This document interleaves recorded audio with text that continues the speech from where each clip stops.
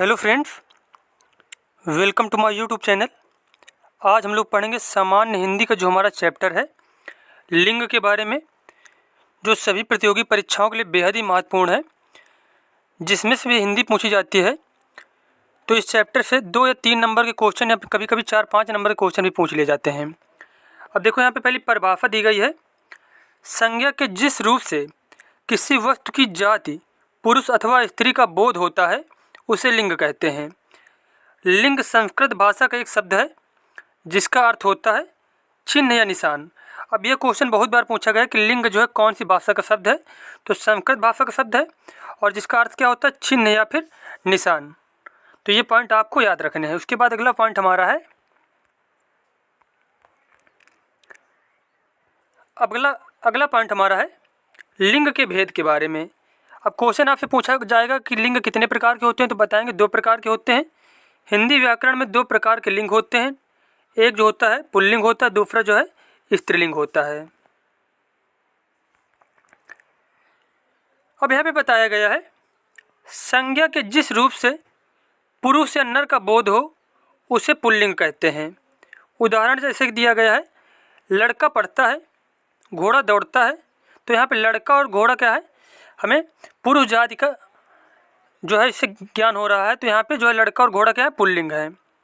उसके बाद जैसे कि स्त्रीलिंग में संज्ञा के जिस रूप से किसी वस्तु की स्त्री या मादा जाति का बोध होता है उसे स्त्रीलिंग कहते हैं। जैसे कि यहाँ पे दिया गया है श्यामा गाती है और पुस्तक लुभावनी है। तो यहाँ पे श्यामा और पुस्तक क्या है, यह स्त्रीलिंग है।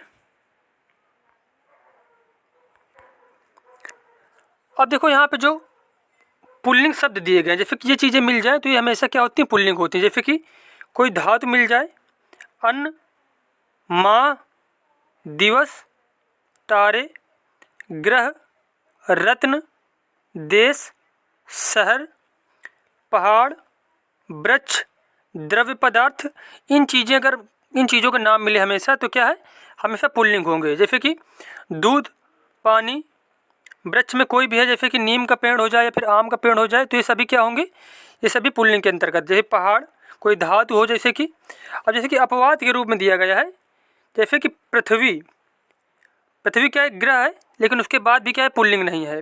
चांदी धातु है लेकिन क्या है पुल्लिंग नहीं है। मूंग क्या है अनाज है फिर भी क्या है पुल्लिंग नहीं है। अरहर, मकई, दाल, इमली, काशी, मथुरा, अयोध्या, ये क्या है, ये अपवाद हैं। ये चीज़ें क्या है स्त्रीलिंग के अंतर्गत आते हैं। तो ये पॉइंट जो है बहुत इंपॉर्टेंट है क्योंकि जो अपवाद होते हैं पेपर में वही ज़्यादा पूछे जाते हैं। इनके अलावा अकारांत शब्द जैसे कि छाता, लोटा, तनुजा आदि तथा इकारांत शब्द धोबी, कुर्मी आदि पुल्लिंग शब्द होते हैं। अब देखो इकारांत अकारांत से ये तात्पर्य है, जैसे कि लास्ट में क्या मिल रहा है तनुजा, आ निकल रहा है तो ये हो जाएंगे अकारांत शब्द, और जैसे कि यहाँ पे कुर्मी ई निकल रही है तो ये हो जाएंगे इकारांत शब्द। तो ये पॉइंट आपको याद रखने हैं। उसके बाद अगला पॉइंट है यहाँ पे, जैसे कि प, त्व, आव, आ, का, पन वाले भाववाचक शब्दांत जैसे कि बुढ़ापा, लड़कपन इत्यादि पुल्लिंग शब्द होते हैं। ये चीज़ें क्या है, जो ये प्रत्यय मतलब जो है उपसर्ग प्रत्यय जैसे कि होता है, तो ये प्रत्यय वाले जो शब्द हैं वो हमेशा क्या हो जाएंगे, हमेशा पुल्लिंग हो जाएंगे। जैसे कि बुढ़ापा हो गया, जैसे कि पन से लड़कपन हो गया, जैसे कि पावक हो गया, तो ये सब क्या हो जाएंगे, जैसे कि ममत्व हो गया। तो ये जो शब्द दिए गए यहाँ पे, तो इन प्रत्यय से जुड़कर जब कोई भी शब्द बनेगा तो हमेशा क्या हो जाएगा, पुल्लिंग हो जाएगा।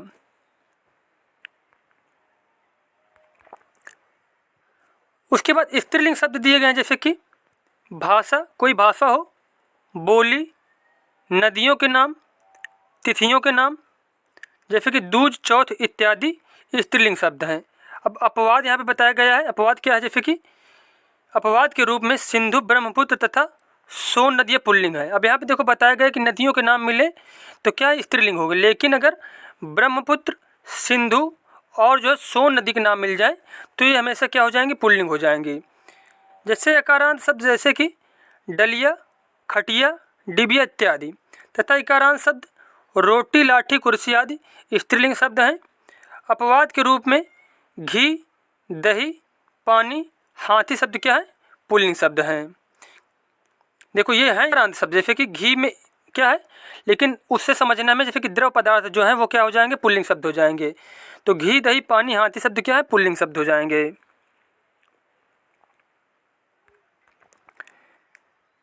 अब यहाँ पे जैसे कुछ दिए गए पॉइंट, ट, ख, वट, हट, अंत, त, आई वाले भाववाचक शब्दांश जैसे कि बनावट, घबराहट, मनगढ़ंत, शिष्टता आदि स्त्रीलिंग शब्द है। मतलब जो ये प्रत्यय वाले शब्द मिल जाए जहाँ पे भी, तो वो क्या है? हमेशा स्त्रीलिंग शब्द होंगे। अब नोट देखो दिया गया यहाँ पे कुछ, जैसे कि देश, मित्र, शत्रु, प्रधानमंत्री, कपड़ा, पानी, आत्मा आदि कुछ शब्दों का प्रयोग दोनों लिंग में होता है। ये जो शब्द दिए गए हैं इनका प्रयोग स्त्रीलिंग में भी होता है और क्या है? पुल्लिंग में भी होता है। जैसे कि प्रधानमंत्री कोई भी हो सकता है, लेडीज या फिर जेंट्स। जैसे शत्रु भी कोई हो सकता है, मित्र भी कोई हो सकता है। देश भी, जैसे कि हम लोग अपने देश को माता के रूप में मानते हैं और जो कई कंट्री अपने देश को फादर के रूप में, पिता के रूप में देखते हैं। तो ये हमारा जो लिंग चैप्टर था ये कंप्लीट हो गया।